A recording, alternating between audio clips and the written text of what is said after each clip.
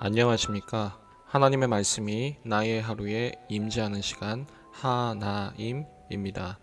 오늘 하루도 하나님의 말씀을 통해서 우리의 목마름을 채움받는 귀한 시간 되기를 기대합니다.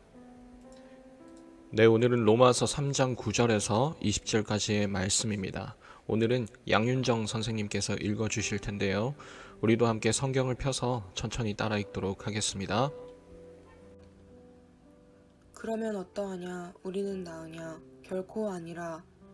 유대인이나 헬라인이나 다 죄 아래 있다고 우리가 이미 선언하였느니라. 기록된 바 의인은 없나니 하나도 없으며 깨닫는 자도 없고 하나님을 찾는 자도 없고 다 치우쳐 함께 무익하게 되고 선을 행하는 자는 없나니 하나도 없도다. 그들의 목구멍은 열린 무덤이요 그 혀로는 속임을 일삼으며 그 입술에는 독사의 독이 있고 그 입에는 저주와 악독이 가득하고 그 발은 피 흘리는데 빠른지라. 파멸과 고생이 그 길에 있어 평강의 길을 알지 못하였고 그들의 눈앞에 하나님을 두려워함이 없느니라 함과 같으니라. 우리가 알거니와 무릇 율법이 말하는 바는 율법 아래에 있는 자들에게 말하는 것이니 이는 모든 입을 막고 온 세상으로 하나님의 심판 아래 있게 하려 함이라. 그러므로 율법의 행위로 그의 앞에 의롭다 하심을 얻을 육체가 없나니 율법으로는 죄를 깨달음이니라. 여러분, 오늘 3장 9절부터 20절까지의 내용은 이전에 1장 18절부터 시작된 모든 사람은 단 한 사람도 빠짐없이 하나님의 의로움 앞에 서게 된 죄인들이다 라는 그 바울의 주장의 결론에 해당하는 부분입니다. 지난 1장부터 오늘까지 우리는 마치 그것이 알고 싶다 같은 그 프로그램 분위기처럼 참 비참한 우리의 모습들을 낱낱이 하나하나 살펴보게 될 텐데요.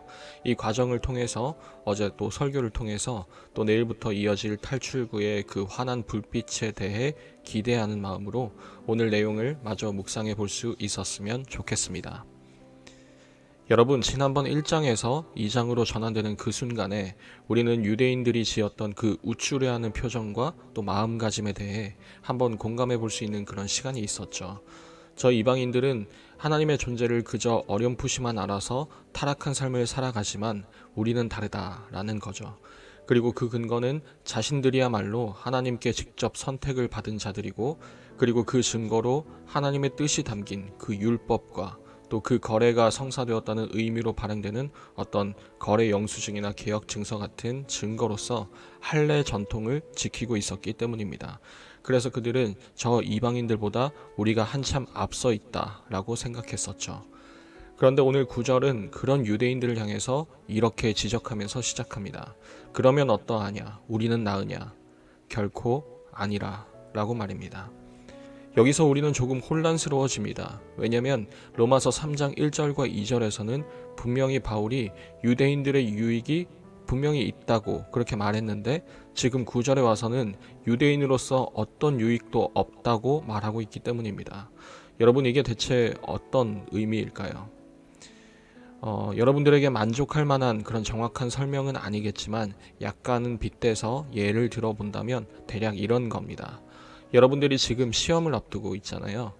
마찬가지로 하나님의 백성들이었던 이 이스라엘 백성들, 유대인들은 어떤 시험을 앞두고 미리 그 문제지를 하나님께 받은 셈인 거죠. 그게 우리가 잘 알고 있는 십계명을 비롯한 율법입니다. 거기다가 이방인들은 전혀 모르는 와중에 하나님께서는 직접 그의 백성들에게 이 계명들의 이 문제의 의도가 무엇인지 또 왜 행해야 하는지 오늘날로 빗댄다면 시험 문제의 출제 의도까지도 다 알려주신 셈인 거죠. 그런 면에서 감히 누구와도 비교할 수 없는, 어떤 면에서는 자칫 부당하다고까지 생각할 정도로 어마어마한 특혜를 이 유대인들이 누리게 된 겁니다. 그리고 유대인들 역시도 그 문제지를 미리 받았다는 그 사실 하나를 가지고 자신들은 너희와 다르다며 그렇게 우쭐대고 있었던 거죠. 그리고 이방인들과 유대인들이 하나님 앞에서 시험을 보게 됩니다. 하나님의 기준에 따라 하나님께서 직접 감독관이 되셔서 시험을 치르는 거죠. 여러분, 누가 유리할까요? 누가 시험을 잘 보는 게 맞겠습니까? 당연히 유대인들이잖아요. 그런데 바울은 그 결과를 이렇게 소개합니다. 유대인들도 빵점이라고 말입니다. 여러분, 출제자의 의도도 그리고 특별 과외도 받아서 다 알고 있는데, 무슨 문제가 나올지도 미리 받아서 다 알고 있는데 유대인들이 한 문제도 못 맞춘 겁니다. 그렇다면 대체 뭐가 문제일까요? 답은 하나밖에 없죠. 바로 이 시험 출제자가 문제가 아니라 그 수험생의 무능력함, 실력 없음입니다.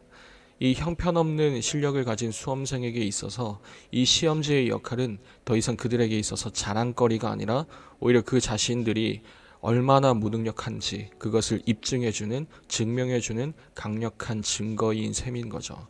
그것을 오늘 로마서 3장 20절에서는 이렇게 기록하고 있는 겁니다.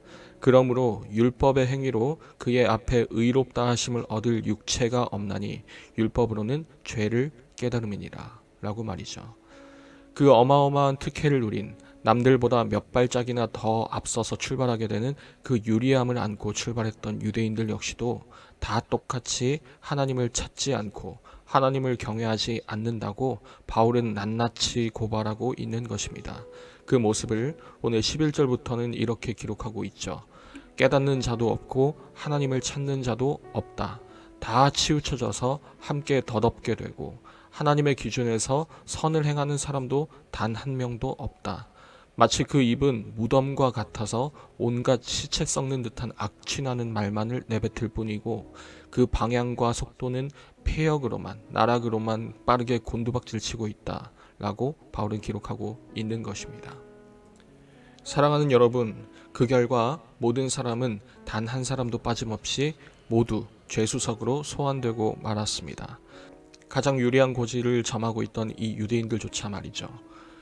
여러분, 만약에 이 이야기가 명탐정 코난과 같은 그런 추리물이라든지 아니면 범죄 수사물 등의 장르였다면 바울의 역할을 맡게 된 이 주인공이 올바로 추리하고 그 진상을 낱낱이 다 밝혀내서 범인이 누구인지 세우고 또 그 범인이 공정한 처벌을 받게 함으로써 아마도 이야기는 만족스럽게 마무리되겠지만 지금 문제는 그 범인이 너무 많다는 거예요.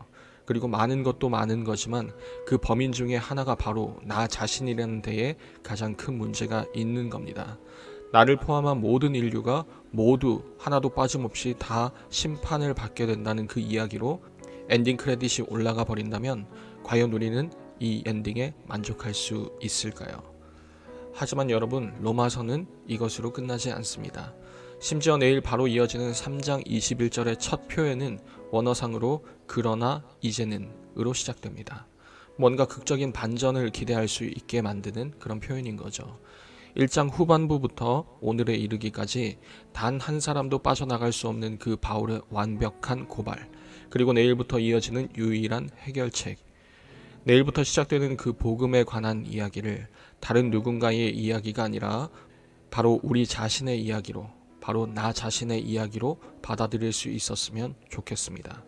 우리에게 왜 그 복음이 필요한 것인지, 또 그 내용이 무엇인지, 그 내용을 힘입어 살아간다는 것이 또한 어떤 의미인지 우리 모두 함께 깨달아가는 그런 시간이 되기를 기대합니다. 매일 저녁 9시 하나님의 말씀이 나의 하루에 임재하는 시간, 오늘은 이것으로 마치도록 하겠습니다. 모두들 평안한 밤 되시기 바랍니다.